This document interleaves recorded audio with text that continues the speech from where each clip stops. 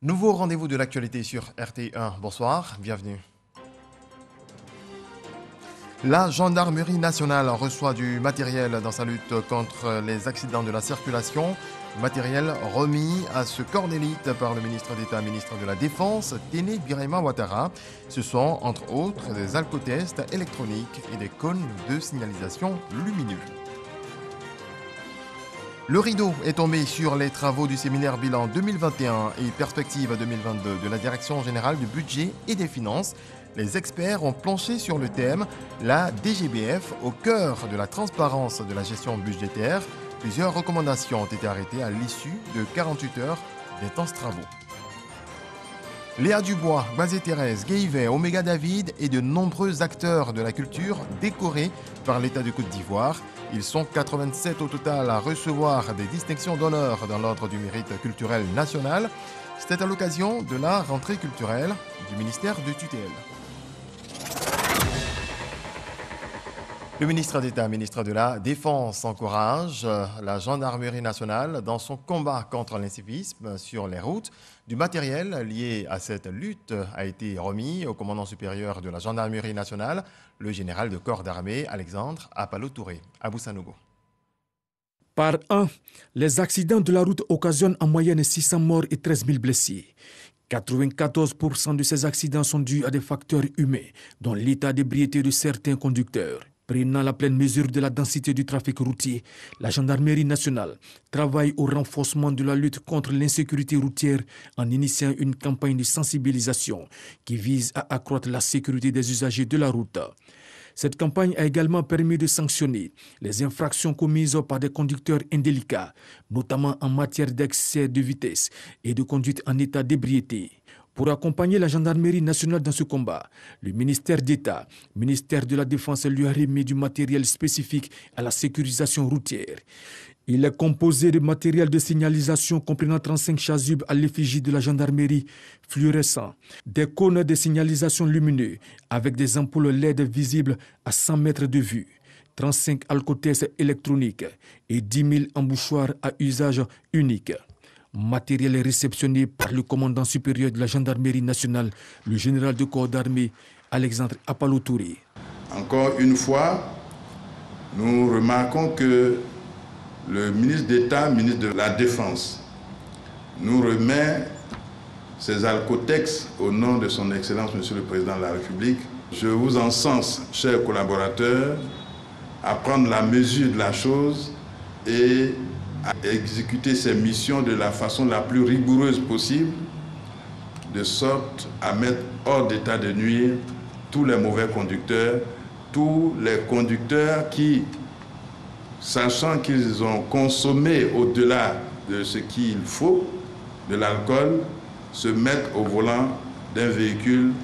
Nous avons eu à former 35 gendarmes qui ont cette mission à accomplir de façon particulière. Et dans quelques jours, ils vont à leur tour former leurs camarades pour que nous puissions étendre au-delà de l'autoroute notre lutte, notre combat contre la conduite en état d'ivresse qui engendre beaucoup de morts sur nos routes. Tout ce matériel permettra à la gendarmerie nationale de renforcer son dispositif sur toutes les voies interurbaines. La Côte d'Ivoire reste engagée sur la voie de la transparence, de la gestion des finances publiques. C'est ce qui ressort du séminaire bilan 2021 et perspective 2022 de la Direction générale du budget et des finances. Ce département entend se donner les moyens de maintenir le cap en 2022. Kader Sogodogo. Le séminaire bilan 2021, perspective 2022 de la Direction générale du budget et des finances s'est achevé à Yamoussoukro. Sur 2 jours, 2021 a été passé au peigne fin. Un bilan satisfaisant au vu des efforts de transparence dans la gestion des deniers publics. Pour 2022, les perspectives sont claires. Maintenir le cap. En vue de garantir une bonne gestion du budget de l'année 2022, au regard des défis liés à la transparence budgétaire, les principales orientations que M. le ministre du Budget du portefeuille a bien voulu nous donner ont été prises en compte dans le plan d'action stratégique 2022 et traduites dans les recommandations du présent séminaire. Il s'agit notamment de faire un suivi régulier de l'évolution de l'exécution budgétaire et des risques liés au respect des objectifs de solde budgétaire, de faire le suivi de la mise en œuvre des recommandations issues des missions d'évaluation de la CEADP, de réaliser les textes de fonctionnalités complémentaires du SIGOB relatifs aux ambassades, aux établissements publics nationaux et aux collectivités territoriales et former les acteurs à leur utilisation. Le budget 2022 de l'État de Côte d'Ivoire s'élève à plus de 9 901 milliards de francs CFA. 2022 marque la troisième année de basculement de la Côte d'Ivoire au budget programme tel que voulu par l'UEMOA. 11 urbanistes seniors décorés jeudi à la maison de l'entreprise au Plateau. C'était au cours d'une cérémonie de distinction des pionniers de la corporation. Ils ont reçu la marque de distinction des mains du ministre Bruno Nabagné-Koné. Le reportage de Cheikh Koné. Vincent Dobo est le tout premier urbaniste de Côte d'Ivoire. Il a 58 ans de service. Il a été fait officier dans l'ordre national. Comme lui, 10 autres urbanistes seniors ont reçu la reconnaissance de l'État de Côte d'Ivoire. L'avenir est à nous. Que l'avenir est devant et que nous sommes là, et que je suis encore là, vivant, pour pouvoir poursuivre avec mes enfants et mes petits-enfants pour aller encore plus loin. 8 des 11 décorés ont été faits officiers dans l'ordre national et 3 élevés au grade de chevalier dans l'ordre du mérite. Pour l'ordre national des urbanistes de Côte d'Ivoire, initiateur de l'événement, l'hommage aux pionniers de la planification des villes ivoiriennes doit se perpétuer afin de créer une saine émulation au sein de la corporation. Notre pays a 60 ans et pendant 60 ans, les urbanistes ont façonné les villes de Côte d'Ivoire. Il était important que l'État de Côte d'Ivoire reconnaisse le mérite de tous ceux qui ont participé à notre développement. Aujourd'hui, on parle de la voie Y4, on parle des ponts. Mais toutes ces infrastructures qui sont réalisées aujourd'hui ont été pensées par les urbanistes. Tout en saluant le mérite de ces pionniers, Bruno Koné a touché du doigt tous les défis auxquels fait face aujourd'hui la problématique d'une gestion maîtrisée de la planification urbaine. Poursuivant, le ministre de la Construction n'a pas fait l'économie de nombreuses réformes entreprises sous sa houlette pour faire des villes ivoiriennes des villes durables. Au mois de décembre 2021, nous avons fait adopter par le gouvernement de nouveaux textes et de nouvelles réformes. Il s'agit notamment du décret portant mise en place de ce qui s'appelle le système intégré de gestion du foncier urbain, le SIGFU.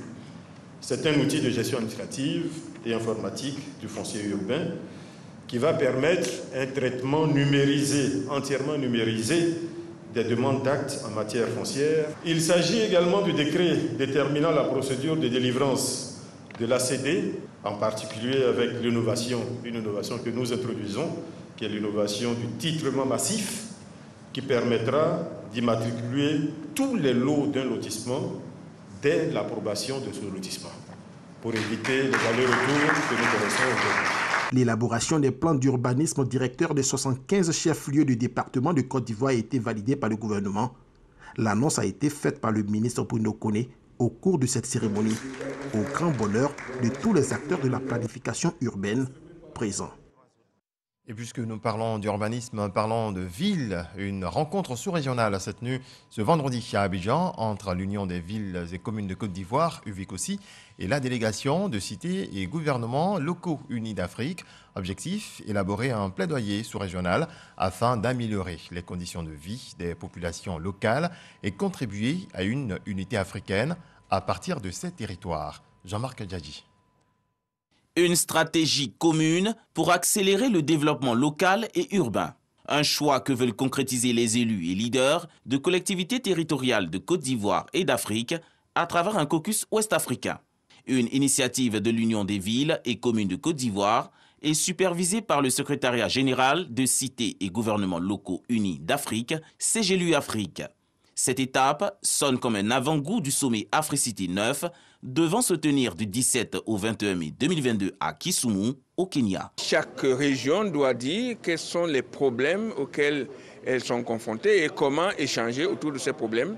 Et deuxièmement, on va renouveler les instances de nos organisations, le réseau des femmes élus locales, le réseau des jeunes élus locaux et les instances de CGLU Afrique. Aujourd'hui, plus que jamais, face aux problématiques que nous avons liées à la sécurité, liées à la pandémie de la maladie à coronavirus et à toutes les menaces dans notre sous-région, nous avons besoin de mettre ensemble nos énergies. Les institutions gouvernementales invitent les élus locaux à se pencher sur les préoccupations liées à l'urbanisation et à mutualiser leurs efforts. Je voudrais donc vous encourager afin de pouvoir produire un document consistant dans le cadre de l'agenda 2030 du Sénat.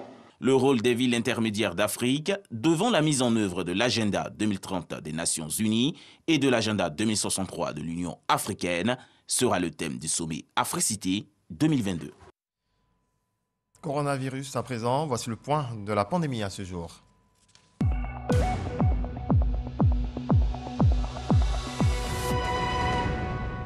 Le ministère de la Santé, de l'Hygiène publique et de la couverture maladie universelle a enregistré ce samedi 19 février 2022 24 nouveaux cas de Covid-19, 56 guéris et 0 décès. À la date du 19 février 2022, la Côte d'Ivoire compte donc 81 346 cas confirmés, dont 79 185 personnes guéries, 791 décès et 1361 cas actifs. Le 18 février, 77 762 doses de vaccins ont été administrées, soit un total de 9 771 697 doses. Autre volet de l'actualité, il a passé 10 ans hors du pays. Serge Kofi, ancien fessiste, est de retour en Côte d'Ivoire depuis un certain moment. C'est un retour facilité par les autorités ivoiriennes, salué par la communauté Gouro, notamment les femmes qui tiennent le secteur du vivrier dans la commune de Yopougon. Elles ont exprimé leur reconnaissance au ministre Adama Diawara. Mama Traoré nous en parle. Espace sportif de Banco 2 dans la commune de Yopougon. Le ministre Adama Diawara communait avec les jeunes et les femmes des marchés Gouro de la dite commune. Cette rencontre entre le ministre de l'Enseignement supérieur, de la Recherche scientifique et la communauté Gouro est l'occasion pour cette population de traduire sa gratitude au président de la République pour avoir facilité le retour au pays de Serge Kofi, un des ex-leaders de la FESI, Fédération estudiantine et scolaire de Côte d'Ivoire. Rentré au pays après 10 ans d'absence, Serge Kofi s'engage sur le chemin de la réconciliation nationale.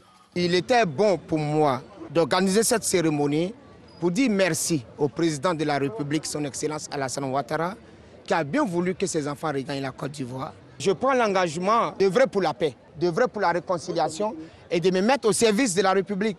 Aujourd'hui, de retour, ce peuple-là tenait vraiment à dire merci au ministre Diawara. Réjoui de la mobilisation des populations de Yopougon à cette rencontre, Adama Diawara en a profité pour dresser le bilan des actions de paix et de cohésion sociale posées par le chef de l'État.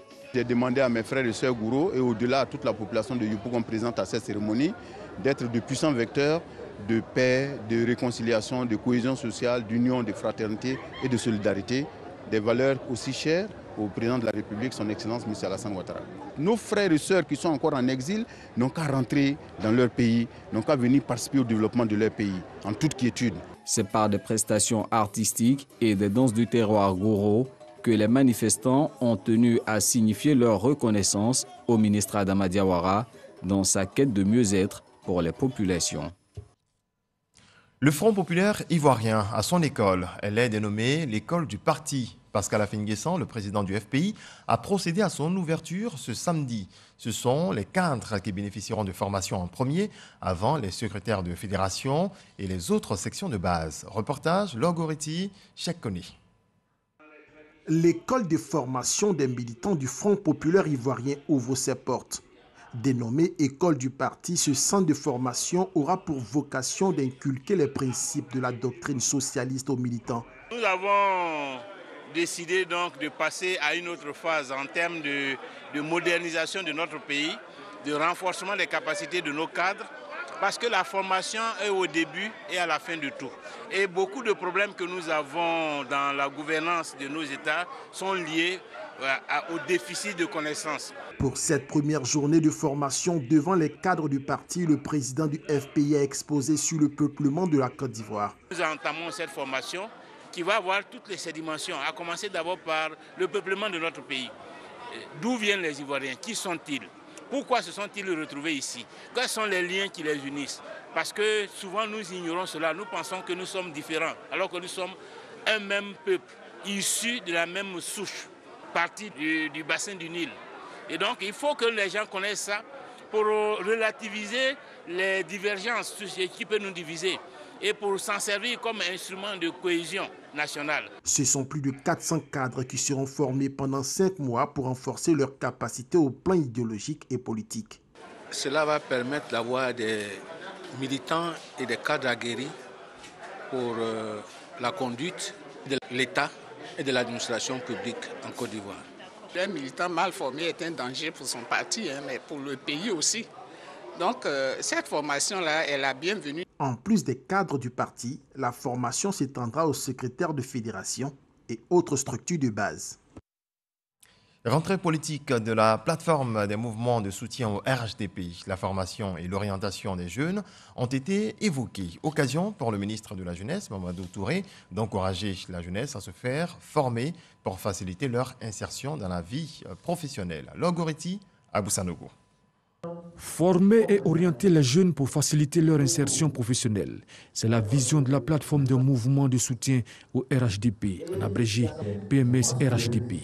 À travers sa rentrée politique, axée sur l'insertion des jeunes, elle a invité la jeunesse à se donner les outils de réussite en se formant. Aujourd'hui, nous organisons ce panel de formation et d'orientation, d'abord pour prendre notre part et aussi affirmer notre désir d'avenir en Côte d'Ivoire. Et au sein de la plateforme des mouvements et de soutien au RHDP, nous avons décidé de faire vraiment de cette politique notre lutte pour vraiment continuer à mobiliser les acteurs pour le président Alassane Dramane Ouattara. Le ministre de la Promotion de la Jeunesse, de l'Insertion professionnelle et du service civique, Mamadou Touré, a invité la jeunesse non seulement à la formation, mais surtout à l'entrepreneuriat. En tant que leader, votre rôle, c'est de vous approcher des structures publiques en charge donc de l'insertion. D'abord pour comprendre les dispositifs et les mécanismes. Et ensuite, orienter vos membres pour qu'ils aillent saisir ces opportunités. Mais malheureusement, pour certains, parmi nous ne veulent pas se former. C'est-à-dire on veut sauter. Même quand on propose des formations de 6 mois, de 8 mois, de 9 mois, on trouve que c'est trop long. Mais j'ai dit à certains, oui, 8 mois, 6 mois, c'est long. Mais ça fait 10 ans qu'on a aux affaires. Si tu avais pris 9 mois dedans pour te former, tu allais te donner plus de possibilités.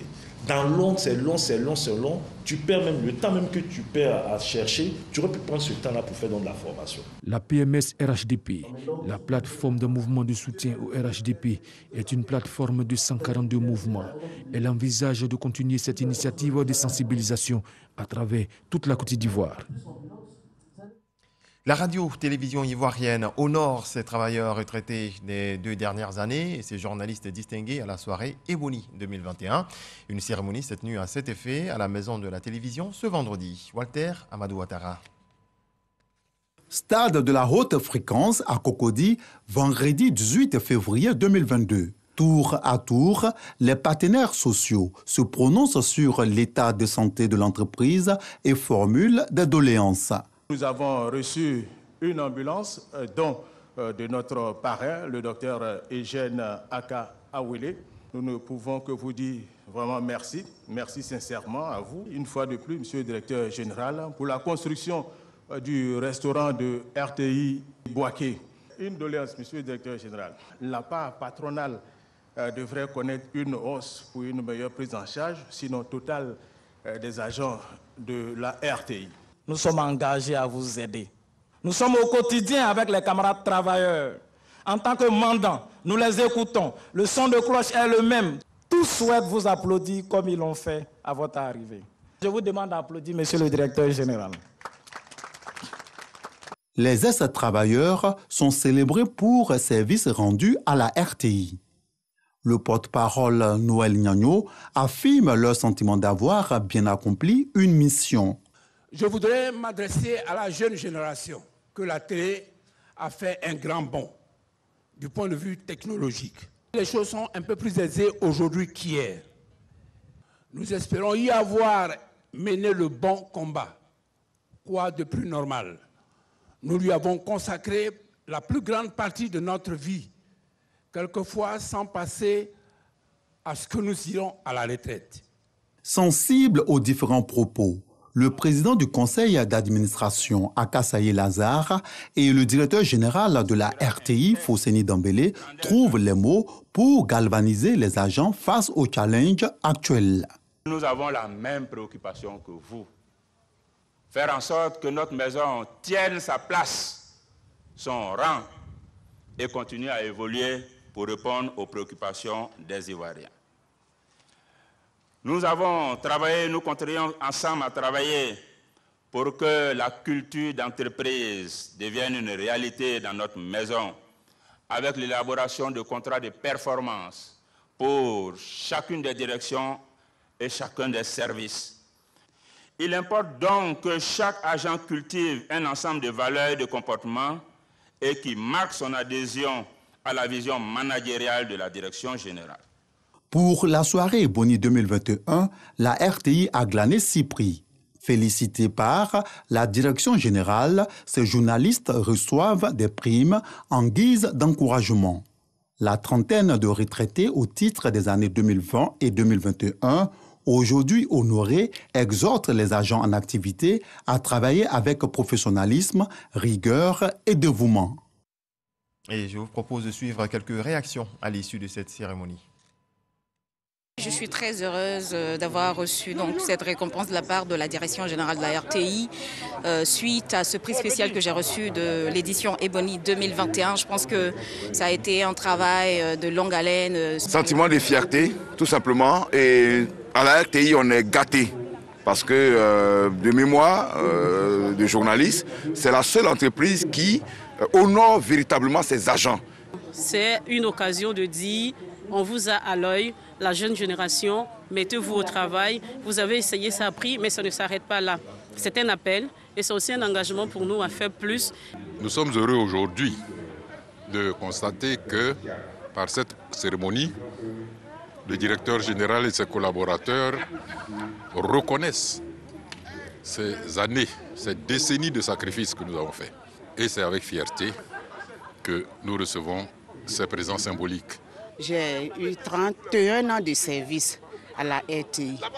Je voudrais remercier ici de vive voix le directeur général de la RTI avec et ses collaborateurs proches qui m'ont convié à cette cérémonie. Et j'ai reçu vraiment une marque de distinction. Et je remercie le Seigneur. Aujourd'hui, je suis très honoré que j'ai un trophée qui dit que j'ai passé mes 45 ans et que j'ai été décoré de la médaille d'or du travail. Aujourd'hui, j'ai M. Fousseni, qui est un homme au cœur d'or, est venu encore, disons, j'allais dire, mettre encore du baume à notre cœur. Les agents de la RTI ont besoin d'être accompagnés, d'être félicités par leur hiérarchie.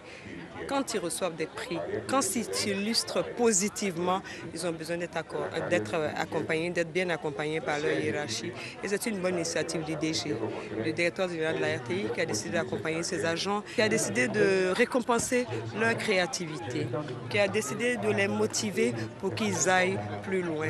Nous avons reçu de nombreuses récompenses cette année, en tout cas la direction de l'information, et nous en sommes très, très, très, très fiers. Une autre cérémonie de distinction, 87 acteurs du monde des arts et du spectacle élevés aux différents ordres du mérite de la culture.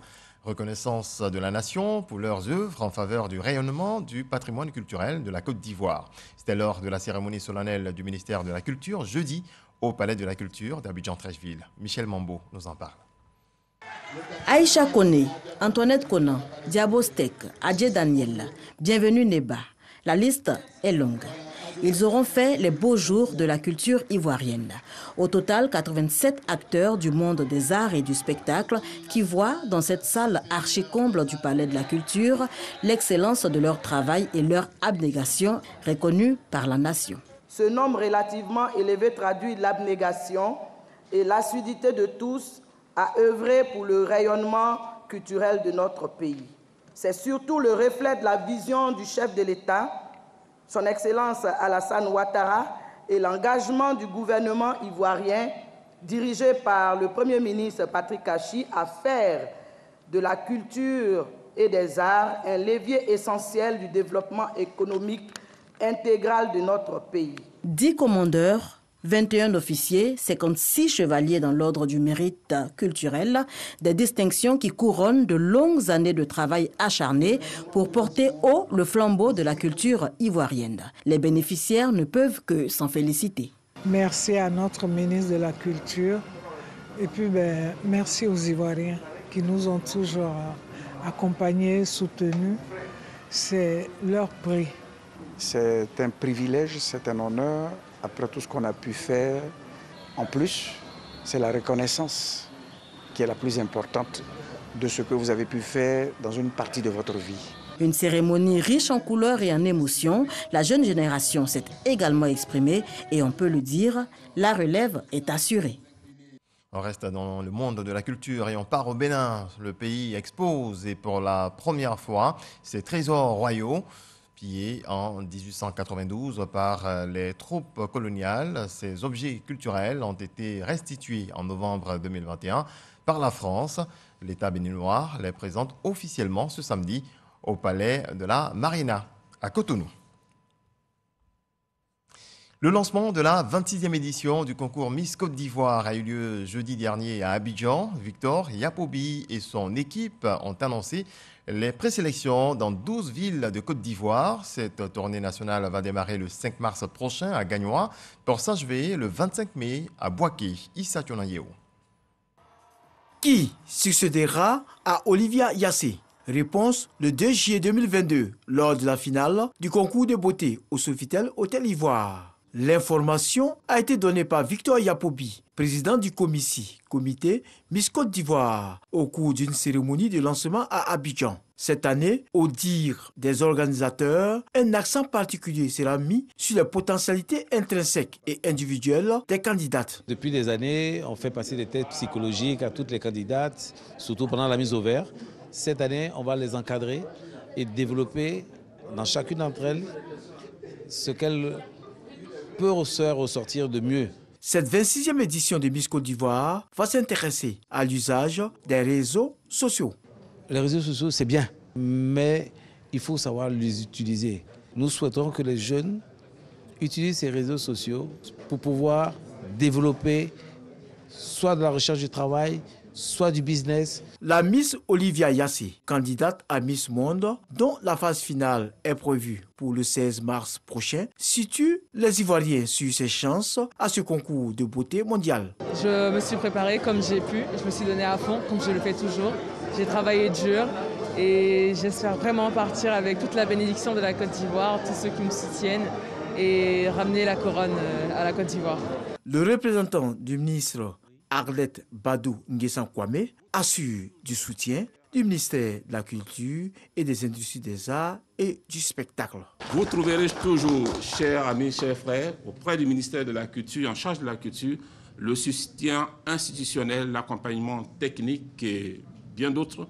En parcourant les villes et les communes, le comité Miss Côte d'Ivoire participe à la défense, à la protection et à la valorisation de notre patrimoine culturel dans son essence, à travers le segment de la valorisation de la beauté de la femme, beauté plastique certes, mais également beauté morale. La présélection de Miss Côte d'Ivoire démarre cette année le 5 mars à Gagnoa pour prendre fin le 25 mai à Boaké. Au total, 12 villes du pays seront sillonnées par le comité. Dans le reste de l'actualité, la France recommande à tous ses ressortissants de quitter l'Ukraine et appelle ceux se trouvant dans les zones les plus exposées de l'Est du pays à s'en éloigner sans délai. L'Allemagne a également appelé ce samedi ses ressortissants à quitter urgemment l'Ukraine en raison des risques de conflits armés dans le pays. Selon un communiqué publié par le ministère des Affaires étrangères, l'Allemagne, qui exerce la présidence du G7, avait auparavant pris ses distances avec la conviction des États-Unis qu'une attaque russe en Ukraine est décidée et imminente. Voilà qui marque la fin de notre journal. Excellente nuit à toutes et à tous. Dieu nous garde. Bonsoir.